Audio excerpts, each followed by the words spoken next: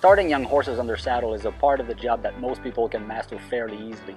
I think one of the main reasons is because your life might be on the line if you don't do it right, so people tend to put a little more emphasis on getting the good graces of their horses and make friends. What I mean is, they are likely to be more patient, more tolerant, and more clear about what they want and what they expect the horse to do. And I can tell you that I'm that way. I'm not scared, most of the time, but I'm very careful. It's after that part that things get more complicated and more important, and that's where many start to get lost or frustrated, and sometimes that's where it goes downhill from there. This is why I find this part of the training so important. It's the time in the horse's life where their brain, their character, their personality are in full development. So I truly believe that if you take the time to develop the proper tools using fun and effective exercises and avoid any loss in control over the horse's body or mind during the first rides, you minimize the risk of creating long-lasting problems that could easily be avoided but very hard to make go away. In this period, you're responsible for developing the horses mentally, to accept and tolerate as well as develop mutual respect. This is the part where I truly believe you should have a serious look at yourself and make sure you possess the right qualities to take on this task. Educating an animal is not very different from educating a child. I believe it is a critical time for the horses to learn to respect the rider in two ways.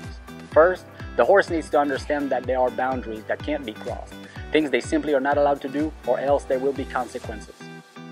This is a critical time where the horse must learn to make the right choices, so gauging your reactions with the proper level of consequence and reward is going to be key.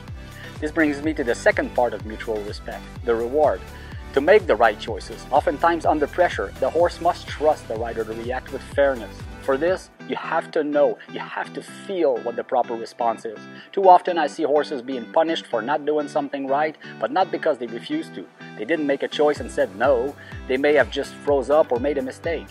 Misjudging a freeze up that was caused by anxiety for a refusal will lead to be afraid to make a mistake and make mutual respect a much more difficult thing to achieve.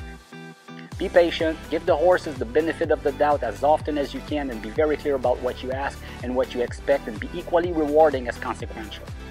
This is what will separate horsemen and horsewomen from the rest. In the following volume, I will teach you various exercises that will help you develop and gain control over the horse's body gradually, and at the same time, analyze what type of mind or character they have. At this stage, it's very important to focus on developing mutual respect and trust between you and your horse. Then, it's time to get on and ride.